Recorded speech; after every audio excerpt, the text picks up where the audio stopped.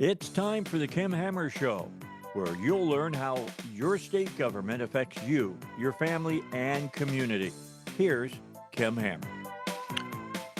Good afternoon on another beautiful Saturday afternoon in November, coming up on Thanksgiving. Hope you've got all your Thanksgiving plans ready to go and that you've got your family all lined up to come in and be safe, but and to enjoy the family time as well. We want to thank the sponsors of the Kim Hammer Show, which are Everett GMC Buick in Saline County. They're on I-30 at Alcoa Overpass. As I always tell you, they're a great place to get a new GMC Buick or to get a pre-certified used vehicle that you can buy with confidence, knowing that it's been gone through bumper to bumper and that all the issues have been fixed on it. You can buy it with total confidence, knowing that you're getting a car just as good as a new car. Also, their service department, second to none as far as being able to take care of you with quick in and out service for your vehicle, or if you need tires or just to check up or oil change, any of those things, they can take care of you from, as they say, bumper to bumper and get you in and get you out quick, along with a nice little service area there to be able to take care of you in the lounge area. You got plug ups for your phones and your internet service. You got TVs around every corner, and also they've got a nice little continental bar there with all the coffee and juices, and in the morning you get donuts, the whole thing. So it's a great place to go get all your vehicle needs. Also, Baxley Penfield Mounty Real Estate here servicing in Saline County. I was up here in Little Rock the other day and saw that they had a sign on a commercial corner lot. You're looking to buy commercial real estate, or maybe you have some commercial real estate that you want to sell, residential. They can take care of you in that area, as well as rental property. If you need to rent residential, or you have residential property you want to rent, you don't want to have to deal with the renters. You want to have somebody screen them and collect the money for you, take care of all the headaches with it. They're a great place to go as well to get that service taken care of. Edwards Food Store and Edwards Cash Savers here in Central Arkansas. Also over in East Arkansas, as I always tell you, they're a great store to shop. They've got competitive prices, got some really good sales going on. And also, if you don't want to cook Thanksgiving dinner this Thursday, you can call them. They've got some really good packages where you can get the turkey and the trimmings and the sides, all the things that go with your traditional Thanksgiving meal. They'll take care of all the cooking for you. All you got to do is pick it up and put it out and ready to go. So it's at some really affordable prices. You can get that curbside service. And now in some of the stores, if you want to take care of your own checkout, you can even do that, or they've got the full service checkout for you, either one. But that's Edwards Food Store and Edwards Cash Savers. Great place to shop. A little public service announcement next Saturday morning at 11 o'clock on the Capitol. There's going to be a rally to support President Trump in his efforts to make sure that the election is done legally and that all fraud and all those that are participating are held accountable.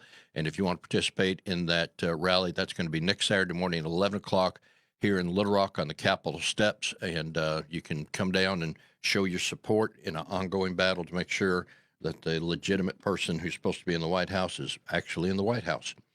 Today, we have as a special guest on the Kim Hammer Show, David Cook, who is the publicity manager at the Arkansas chapter of the Alzheimer's Association. And David, good to have you on the phone today on the Kim Hammer Show. Thanks for taking some time out of your Saturday to spend with us here on the Kim Hammer Show. Senator Hammer, thank you for having us. You and I go way back, from you working on fire department issues, and I'm glad to be here on your show to talk about a very important issue. It is an important issue because of the number of people that it impacts.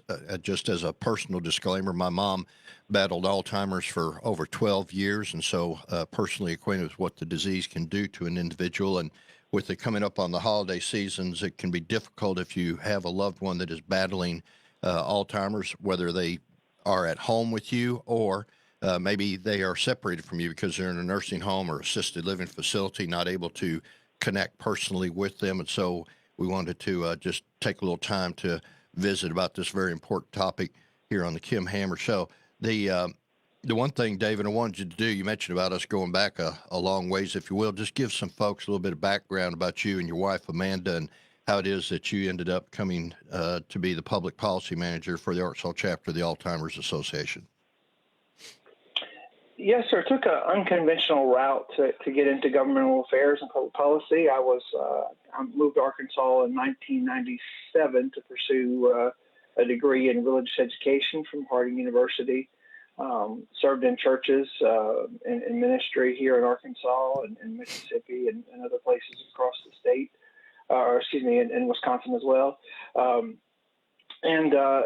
I you know how it is. I know you're in ministry as well. I told somebody one time that, you know, I never really thought I'd be in politics, and they reminded me quickly that you were a pastor. You've been in politics your whole life, and there's there's a lot of things that translate there. But I was really interested in some, not just poverty, but some of the causes of poverty, and started seeing that there was a strong connection between, you know, legislation and other issues, and really got interested in governmental affairs, and started my first governmental affairs job with the public policy panel, and then a couple years ago came over to the Alzheimer's Association.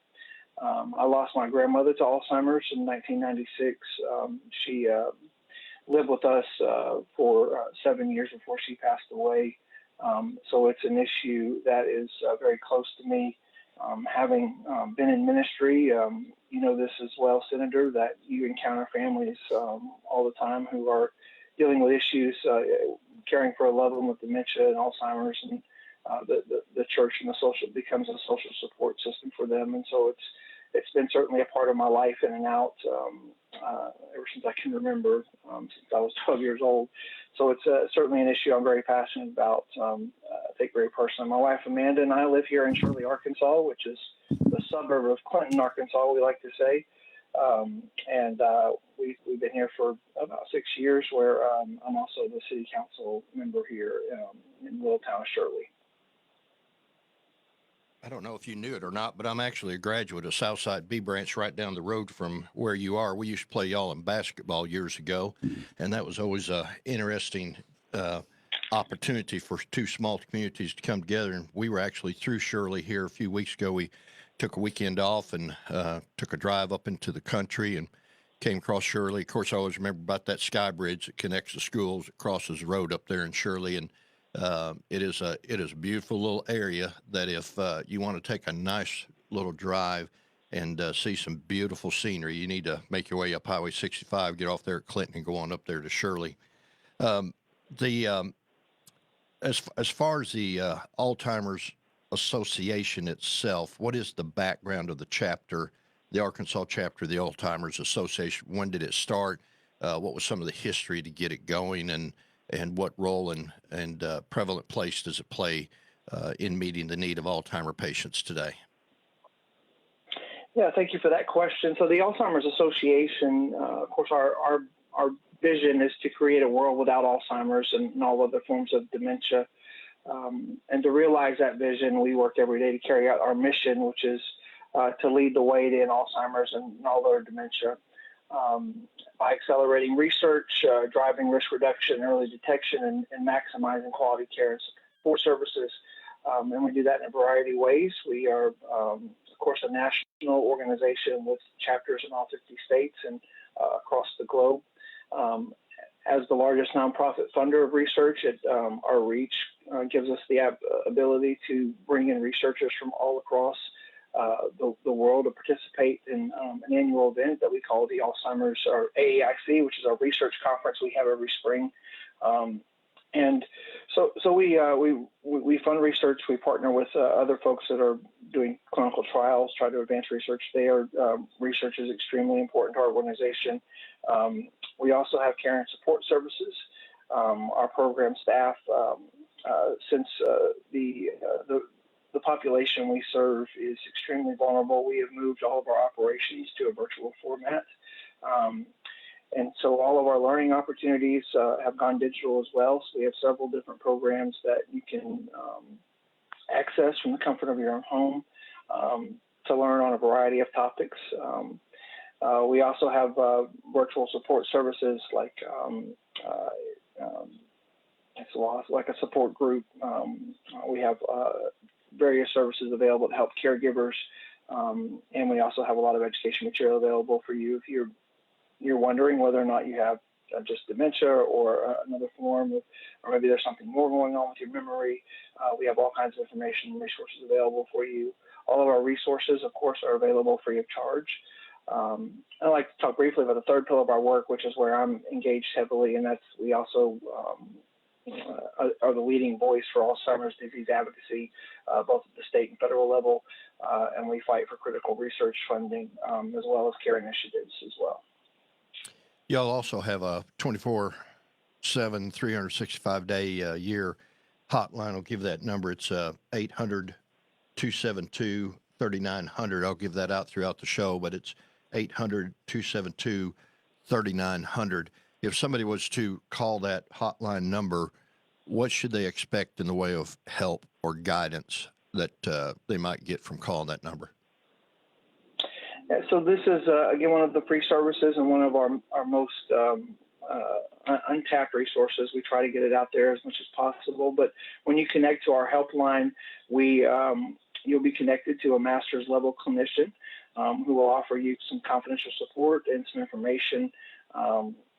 Whether if you're someone who's living with the disease in its early stages, you're a caregiver, or a family of a caregiver, or just someone in the general public who wants more information, you can reach out to this helpline. It is open every day of the year. Doesn't matter if it's a holiday. So if you're in an emergency situation, you can contact this number as well. Get the care and support services you needed. If you need local support from our chapter, we will, of course, you'll be connected to one of our staff members that will follow up with you as well and give you the support and the help that you need. You know, one of the things that, and if you want to call in and ask David a question, you can call in here to the Kim Hammer Show at 501-823-0965, 501-823-0965. Because one of the things that's interesting, and I think I've got this in your material, you straighten me out if I'm wrong, but an estimated 58,000 Arkansans ages 65 and older are living with Alzheimer's. Is that an accurate statistic? Yes, sir. According to the Alzheimer's Association, they're just over the age of 65. So that doesn't include the population who may have younger onset Alzheimer's disease. That number is very difficult for us to collect for a variety of reasons. We estimate here in Arkansas that number to be around 3,000 to 4,000. So around 60,000 total Arkansans are impacted by this disease. We expect that number to continue to increase over the next 5 years. And a more staggering number to me, Senator Hammer, is that number represents over 178,000 caregivers who are providing unpaid care. And the value of the care they play is $2.6 billion annually, which saves the state that much money in Medicaid dollars for family caregivers who are providing unpaid care.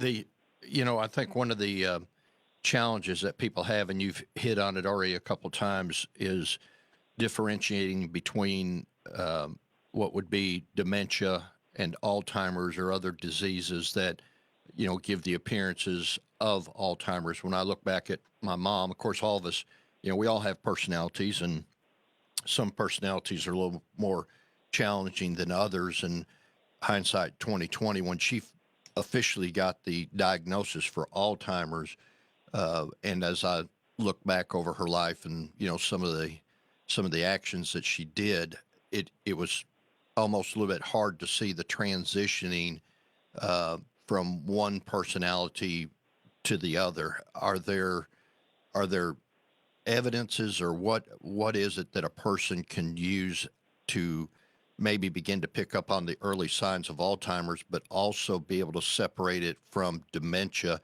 and maybe just that's the personality of the person, so that you don't misdiagnose somebody, but at the same time, you don't miss anything, so that if you have legitimate reason to be concerned, you can get them the help they need?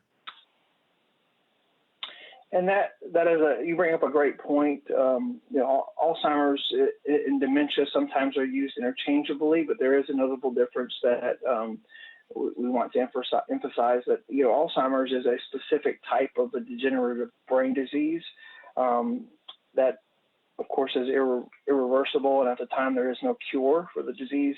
It will progress over time and get worse. Alzheimer's disease is the most common form of dementia, but dementia is not a specific disease. It's kind of an umbrella term that describes a group of symptoms. Dementia is a general term for a loss of memory and other mental abilities severe enough to interfere with your daily life and daily routine. Alzheimer's is the most common type of dementia, and vascular dementia will be others, but of course there's other forms of dementia as well that someone can develop. But to get to your question, some of the things that as we age, our cognition begins to decline slowly. We may forget things, but there are some differences between just normal routine parts of aging and what might be a sign of something that is not just routine aging or memory loss. It may be a sign of something more going on. And so, sometimes as we age, we forget names or appointments. I don't know about you, Senator Hammer. Sometimes I forget where my keys are, and I go into a frantic mode. And memory loss, that's kind of a normal part of aging, and it just happens. But one distinction you can make, it may be memory loss that really disrupts your daily life, especially forgetting recently learned information, forgetting important dates or events, or if you find yourself or you notice someone that you love asking the same information over and over again, it might be a sign that something more is going on. Particularly if you're experiencing challenges in planning or solving problems, thinking critically, or being able to do tasks or finding that you cannot perform tasks that have always been routine for you, that may be a sign that something else more severe is happening. And we certainly recommend you contact your physician and have the conversation about your memory. Cognitive health is so important, and as we do age, we do experience decline. But if there is something more and you catch it early, there are certain interventions that can take place, things that you can do. So early detection is something we often we emphasize just about every day. Early detection is so important. Maybe another warning sign would be difficulty completing familiar tasks at home, confusion with the time or place.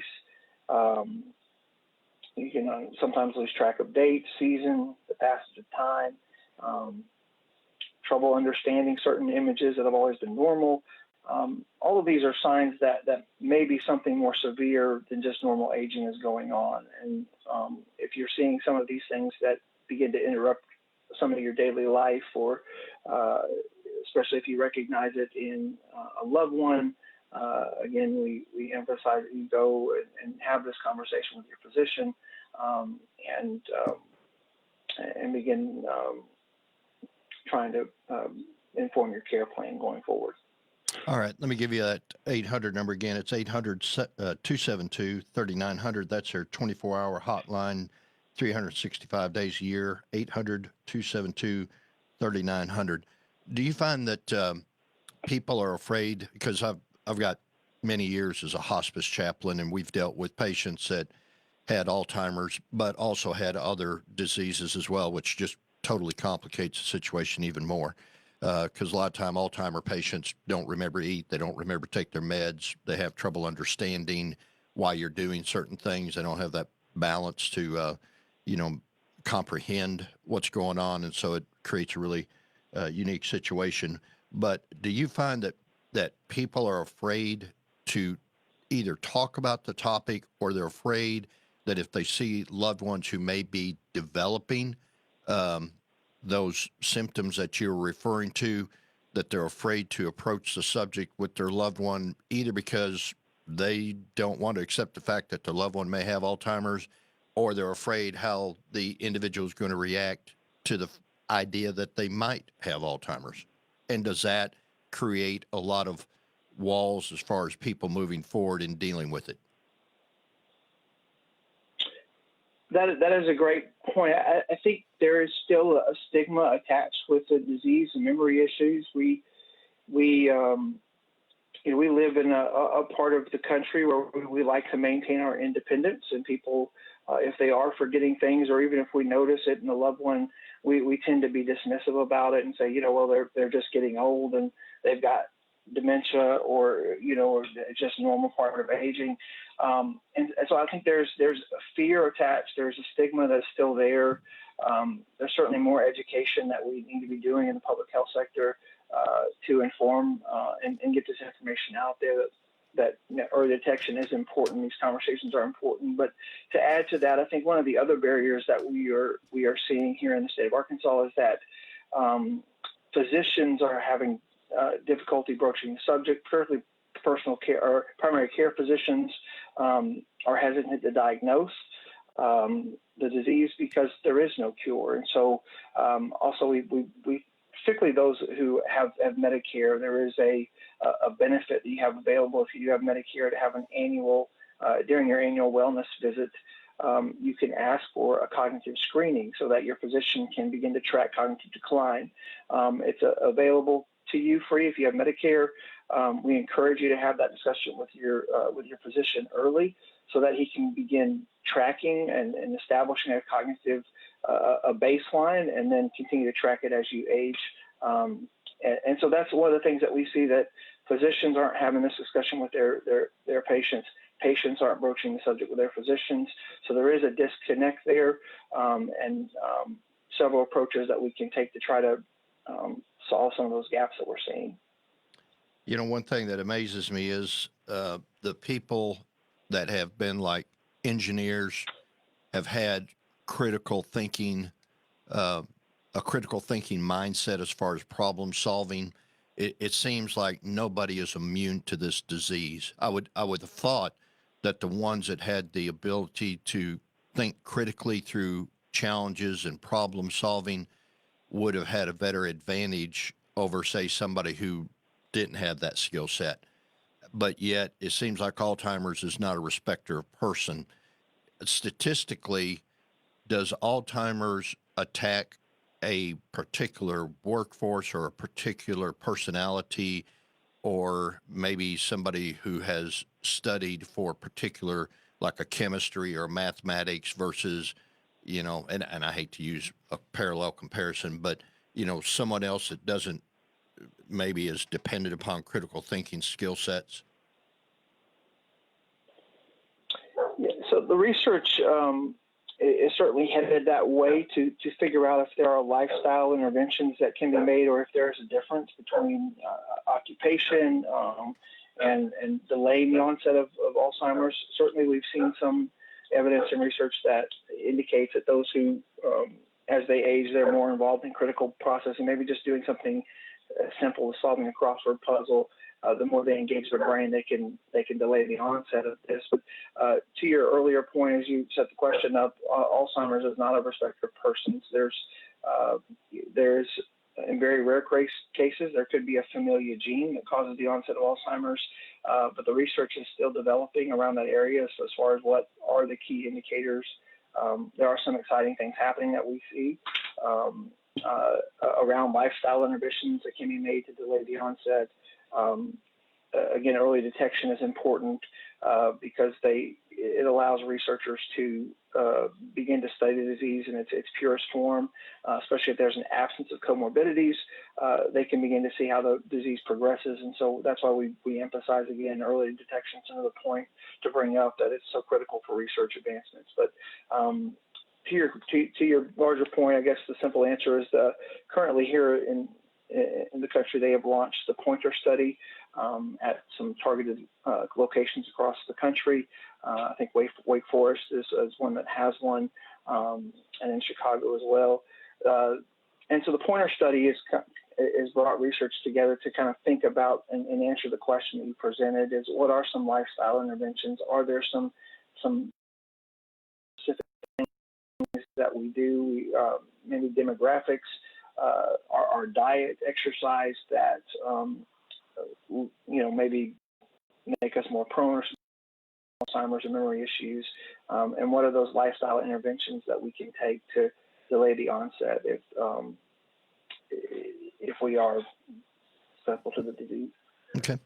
Let me interrupt you for a second because we need to take a break. If you want to write down this number, it's 800-272-3900. That is the Alzheimer's Association's 24/7, 365 hotline number. If you have questions, you want information, maybe you have a loved one that is already diagnosed with Alzheimer's and you ever talk through what you're going with or dealing with your loved one having Alzheimer's, that's a great resource to have. It's 800-272-3900. If you want to call in and ask David Cook a question, he's with the Arkansas chapter of the Arkansas Alzheimer's Association. You can call in to 501-823-0965, 823-0965. Shout out again to the sponsors of the Kim Hammer Show. They'd be Everett, GMC Buick in Saline County there in I-30 at Elko Exit. Baxley Penfield Mighty Real Estate, taking care of all your real estate needs here in Central Arkansas. And Edwards Food Store and Edwards Cash Savers located here in Central Arkansas and over in East Arkansas.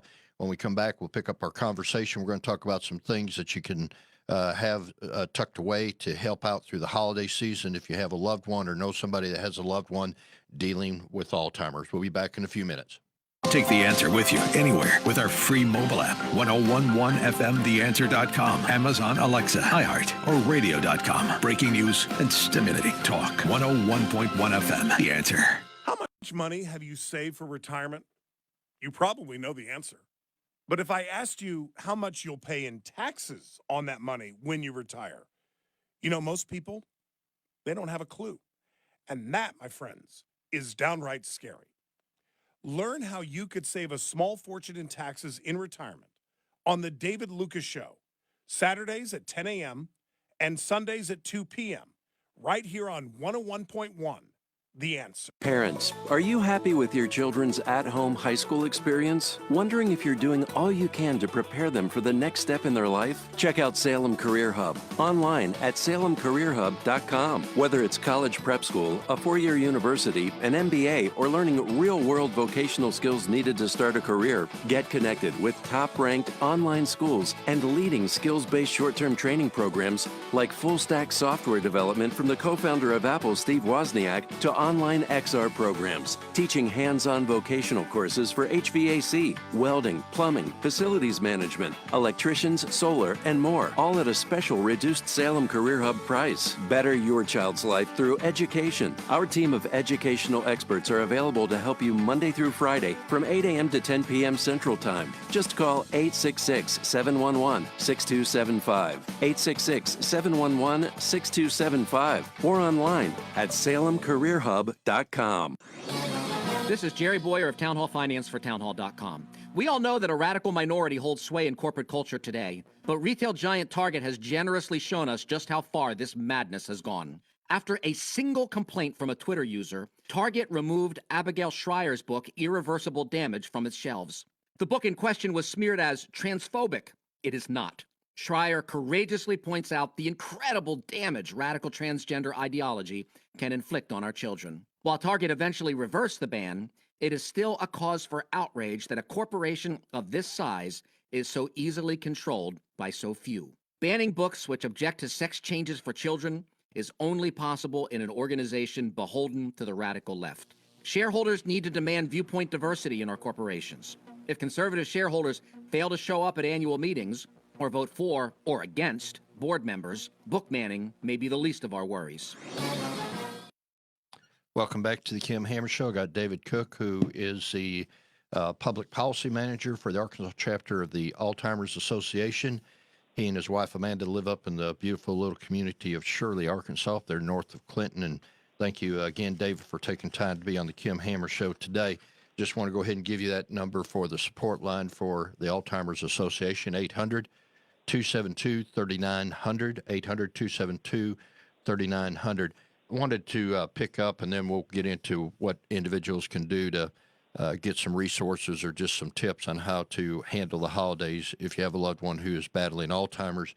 But as I mentioned a while ago, I'm a chaplain for Saline Memorial Hospice, and from time to time, we get individuals that are patients who have Alzheimer's. One of the things I remember is along the way, a few of them have actually donated their bodies to science in order that the disease might be researched in a different setting. What are some of the, how do you go about researching Alzheimer's, and what are some of the practices or procedures that the Alzheimer's Association uses or the physicians use in determining how this disease gets started and what are going to be some possible cures one day for Alzheimer's? Yes, that's a great question. The Alzheimer's Association currently has clinical trials that we try to match. We have a trial match program. So if there's someone who may have the disease in their family, we try to match them up to different trials that are going on. And we also, have been really active, just following some of the recent trends in research.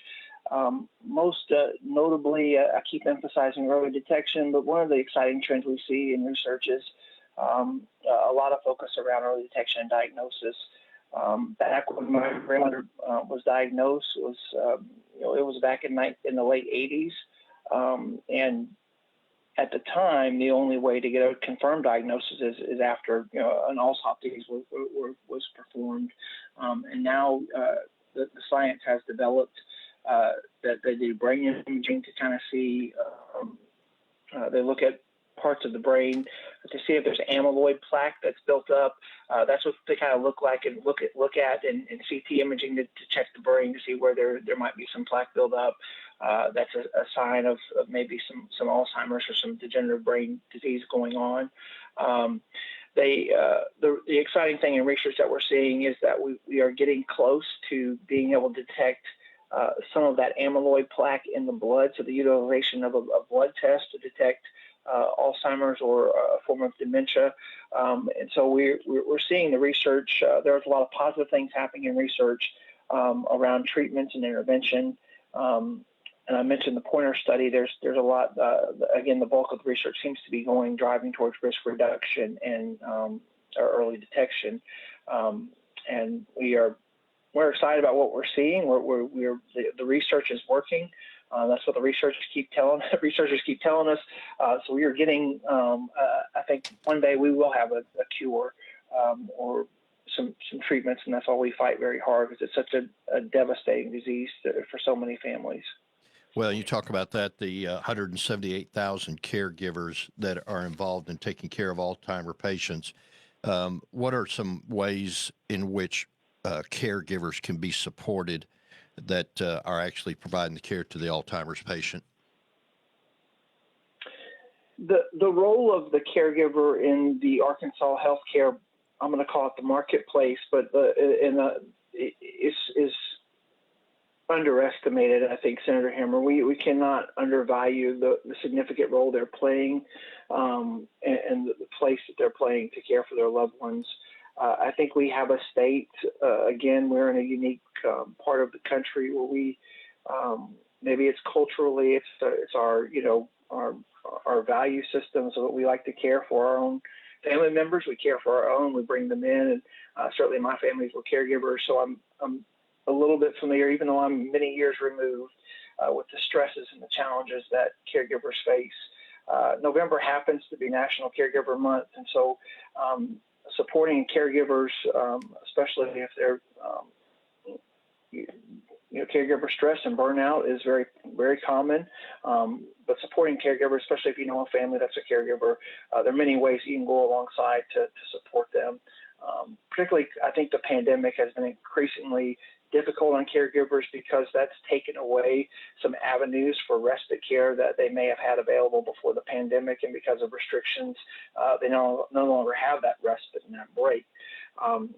So I just want to give you a few tips to kind of support caregivers. Be in touch with the caregivers on a regular basis, especially if it's someone in your social network or your church, your community that has a loved one at home, maybe an elderly parent they're caring for who may not have Alzheimer's dementia, but may have another debilitating disease, but check on them because not every day is okay. They have stress, they have challenges, and again, many things that they struggle to talk with them about what they need. And a lot of times we feel like we know what a person needs, but ask them what they need. How can you support them? How can you give them help? Or develop a specific list, give them options and say, hey, I'd like to do this for you. Would this be helpful to you? Maybe they just need to get out of the house and have a break or run to the store on their own. Maybe you can offer to just go in and sit with their loved one for a while they have just some time away. Depending on how far you live, consider to go over to their house and do some of their tasks or chores around the house, help them clean up, put up holiday decorations. And again, continue to find out if there are specific tasks that can be taken care of for them, like taking some things off their plate. Try to help them, especially around the holidays. Plenty of opportunities to do that as well. Talk about the policies that you're working on and what people could expect to see coming up as a result of some of the policies that you're working on? Well, it's another area for us to insert the fact that Alzheimer's is not a red or blue issue. It's a purple issue. It affects both people, and so both sides of the aisle. And we are in a hyper-partisan charged environment, so it's natural. I mean, it's places that's unique. We can bring both people together. That's what we like to remind folks, that it does affect everybody, regardless of your political party. Some of the things that we're seeing on the federal level, we've been extremely just thankful for the support of the delegation here in Arkansas. Senator Bozeman has championed our issues on the Senate side for the past few years, fighting for increases in Alzheimer's research. Of course, he's on the Appropriations Committee in the Senate side. And Congressman Westerman, Congressman Womack on the House side have been extremely supportive of advances in Alzheimer's research. Despite the challenges of the pandemic, our advocates came together to help us pass the Preventing Alzheimer's Elder Justice Bill that passed in October, and that's going to, again, give the DOJ, Department of Justice, some added resources to identify cases of abuse, particularly in Alzheimer's and dementia patients. It'll be more training for law enforcement and APS workers. So we're really excited about that. Unfortunately, folks with Alzheimer's and dementia, again, are especially vulnerable to elder abuse. And so we're thankful for the work that the federal government did to get that bill passed. Currently, Congress, again, is in lame duck session.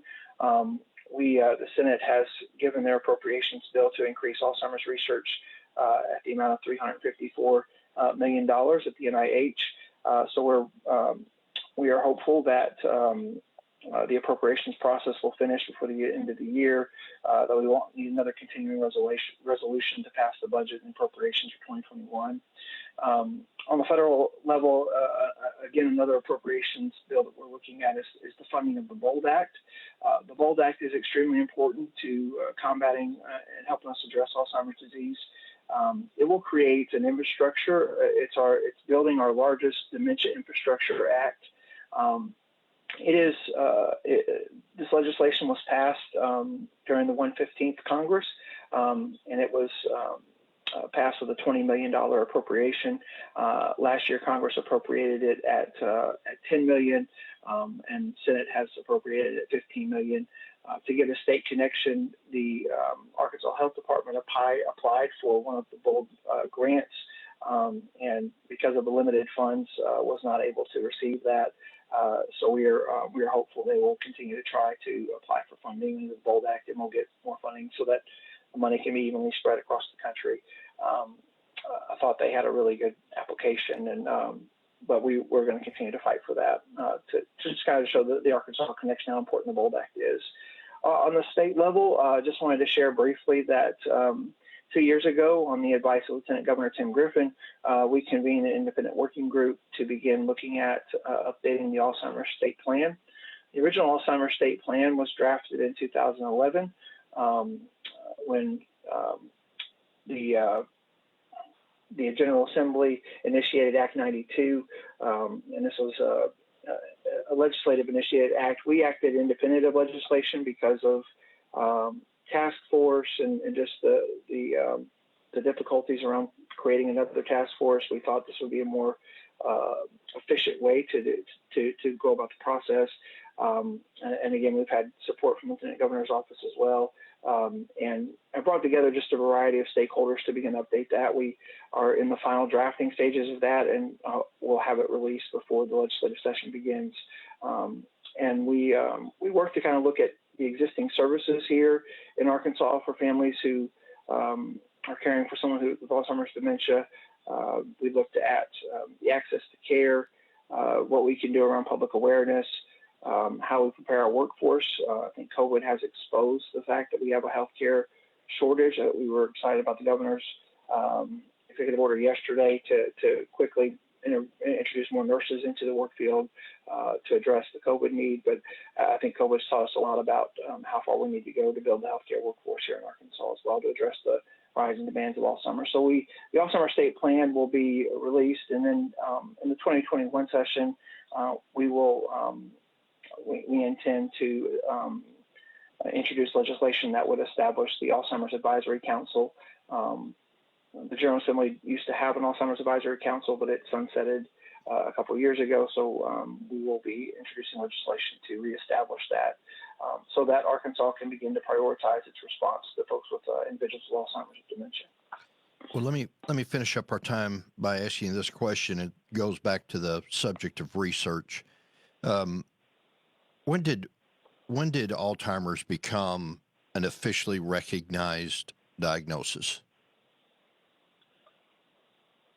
That is a great question, and the reason I'm asking is for all the money and all the effort and all the energies that have been put into researching for Alzheimer's, what is it about the disease that we have not found the cure for it yet? I know that's kind of a hardball question, but what is it that is prohibiting us from being able to find the cure for the disease? Is it just and research dollars that are used, how do they go toward actually helping determine what would be the cure for the disease, if there is a cure at all?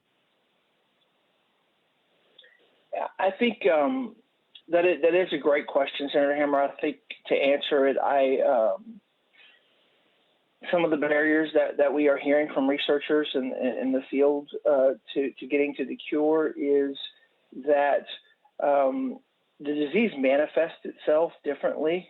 You mentioned that earlier. I think that I could have the disease, and you could have it. It may be just a personality difference, or it just manifests itself differently in everybody. And I think that's one of the barriers. I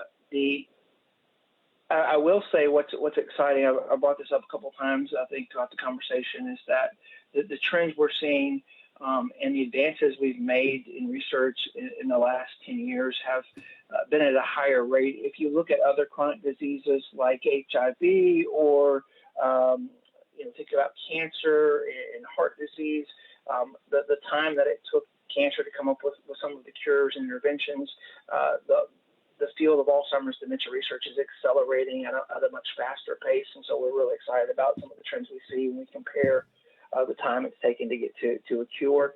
We see some exciting things happen in drug development and interventions. And again, I think the research shifting to risk reduction is going to tell us a lot, whether it's lifestyle interventions that we can make that delays the onset.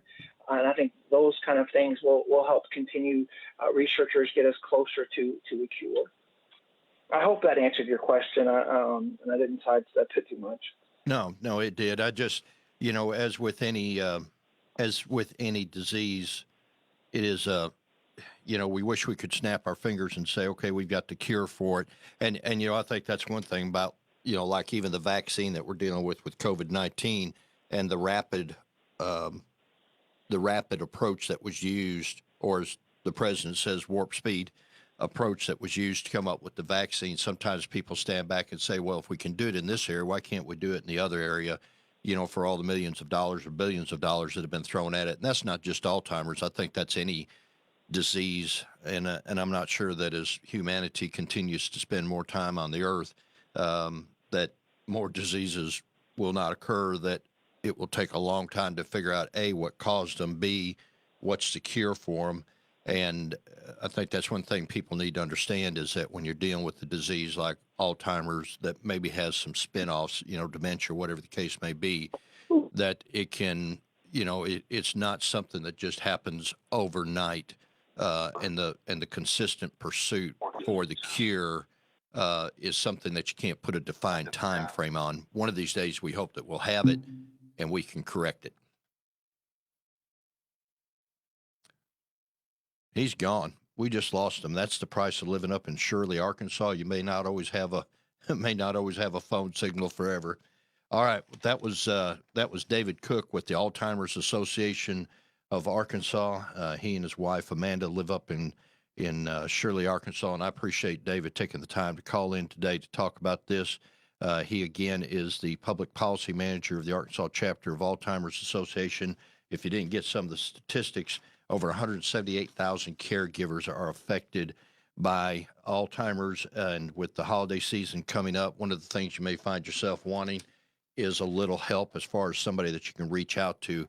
Their number is 800-272-3900, 800-272-3900. If you are a caregiver that is dealing with an Alzheimer patient, and you feel that you need somebody to reach out to and somebody to have a little help just listening to your concerns, or maybe you need to be directed in resources that you can go to in order to get the information that you need, you can call that number at 800-272-3900. Again, I want to thank David Cook for being on the show today. Tell you what we're going to do. We're going to take just a quick break before we go to the rest of the hour, and we'll come back to the Kim Hammer Show. Before we take that break, I want to thank the sponsors, which are Everett GMC Buick, and also Baxley Penfield Mowdy, and Edwards Food Store and Edwards Cash Savers here in Central Arkansas. And we'll be back to finish up the show in just a second. This is the Kim Hammer Show.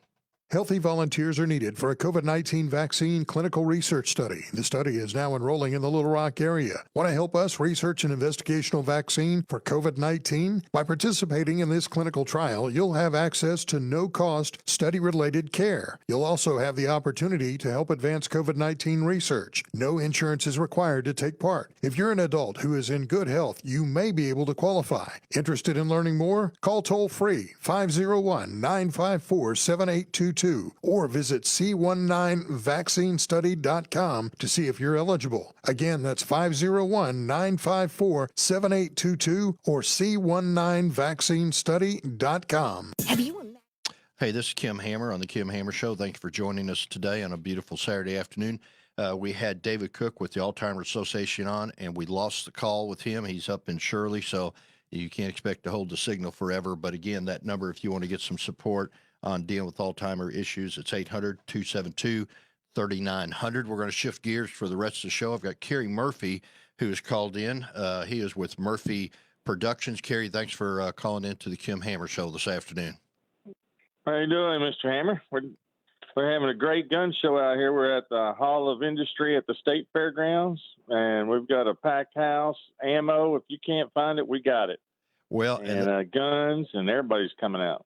That was one of the things I was going to ask you about, was about ammo, because you go to the big chain stores, they seem not to either get it, can't keep it, not sure what it is, and quite honestly, if I'm going to give my money to somebody, I'd rather give it to a local independent or somebody that shows up at one of your gun shows. So as far as ammo, that you're not seeing any trouble with any of your vendors having a steady supply of it?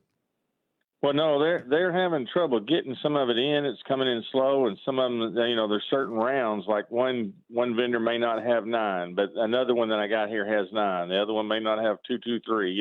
It's working together because they all got a little bit of something. But there's a lot of vendors. These don't have the brick and mortar stores, right? So they work out of their house or their shop, and then they bring it all to the show and set up and sell it they do gun shows on the circuit. So you're not going to find it, but they'll have it. So we've been having like 380s, 9, 5.56, green tip. I mean, there's, so far there's not one type of round that I haven't been able to find for people here at the show today. Yeah. Now they're buying a bunch of it, so by tomorrow it might be a little low. Sure. You got any 12-gauge buckshot? If you do, give me a call. My son was trying to find some, and if you got one of your vendors that's got some 12-gauge buckshot, let me know. I'll go in there and hold some right now. All right, so you're out there at the fairgrounds in the Hall of Industry, and how many vendors you got out there this time around? Right now we're running about 300 tables. We got the main room full, and so it's probably about 60 vendors, but we've got individuals, we got FFL dealers, and we've got, all kinds of custom knives, different knives, handguns, shotguns, rifles, ARs. We got AR parts, magazines, tasers, anything from new to used, and in between coins. We got high dollar collector items if somebody's looking military stuff or some special coat they were trying to find. So I mean, there's a wide variety for anybody. So if they were hunting this morning, duck hunting coming off, come on in, and hogs are playing. I know, but it's halftime and or after the game, people come on out. We're open till 5, and if you come today and pay, you get back in free tomorrow. So it's not any loss, and tomorrow we're open from 9 to 4. And you got a military and a first responder police discount also? Yes, sir. It's $10 admission to get in. Age 11 to 15 is $5. 10 and under is free. If you're military, veteran, or police or fire, you get $2 off. So $8 for a veteran, and you're good, and you can come back tomorrow too. So it's like $4 a day. So, and we're giving away a tactical shotgun for a door prize. So when you come in, you get a form to fill out, and you drop that in the hopper, and tomorrow we draw for a tactical shotgun you could win. Sweet. So what's the buzz around your show with regards to the future administration? Potentially, it's not settled yet. Which remind you, there's a rally next Saturday morning at 11 o'clock at the Capitol for President Trump. So if nothing else, you want to come out and voice your opinion, or by your presence that you think there's been some fraud in this, this time around. You got an opportunity to come out next Saturday morning at 11. But what's the tone and what's the buzz as far as among the vendors out there and the people coming in, and what are they expressing as far as their thoughts for the future? Well, they're hoping, of course, that everything comes out and they prove it in court and Trump wins. But on the worst case, they're hoping that we keep the Senate and we can block some of the laws that they're going to try to pass down. And anybody that talks about Biden and the Senate and all gone, then everybody around here knows gun shows will be over. They'll do stuff to ARs, and they're talking about the $200 tax stamp on them, registering stuff. It's already hard to get ammo. And when I was talking to a dealer today, it's because the lead and copper mines were shut down by Obama. And if you shut down the lead, you start having trouble filling and making bullets. That's brass and lead and copper. And so a lot of the lead is having to come from overseas and then come in and then made ammo. And so that's, some of the EPA, there's the end arounds, I guess is what I'm saying, is there's always two ways to skin a cat, they say. And so when they couldn't pick up and register your arms, well, they could go EPA after these mines and stop the bullets from being made. And if you have a gun and no bullets, all you got's a heavy club. Well, and I think maybe that's one reason there's a shortage of ammo. It's not that people don't have plenty of guns. It's that being able to get the ammunition, and that's why it doesn't last very long on the shelves. And I think that pattern will continue to, go into the future. How many other gun shows do you have scheduled for the rest of this year, and where are you having them? The rest of this year, December 5th and 6th, I'll be in Mandeville, Louisiana, down south Louisiana. And then we're looking, I may try to do one December 12th and 13th somewhere in Louisiana. That's another weekend just because so much, you got to get as many in before this election as you can.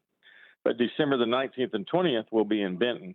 And that's always a great show there. So we'll be in Benton at the Benton Event Center on December 19th and 20th. But again, I don't know how much ammo will be around then like we have it now. It comes in trickles from people, that one day they don't have it, next day they have 5 cases, and then they have a show and they're back to 0. And handguns too, it's hard getting them in. People, what used to be common to see, once they sell it, it's not taking them time to get it. It's not as easy to get it from their factory orders. Sometimes when they used to order 20, 30 guns for every other week, now they only get in about 5 or 6. Yeah. So it's a shortage all the way around. Okay. And it's like toilet paper on the shelf right now. You better get it while you can. Hey, I bought my 2 24 packs this morning, so I'm good for a month anyway. So, all right, I'm down the last 30 minutes. That's Kerry Murphy with Murphy Productions. Got the gun show going on out at the Hall of Industry at the State Fairgrounds. Goes through tomorrow. I encourage you to go out there. If nothing else, take your kids and just walk around and see some of the things they've got to offer. This is the Kim Hammer Show. Thanks for calling. Don't forget about the Alzheimer's Association. If you need to reach out to them, You can go to 1-800-272-3900. Hope you have a great rest of the day. Above all, have a great Thanksgiving. Celebrate it while we can. 101.1 FM, The Answer. KDXE FM, Kamak Village, Little Rock. A Salem Media Group station. 101.1 FM, The Answer.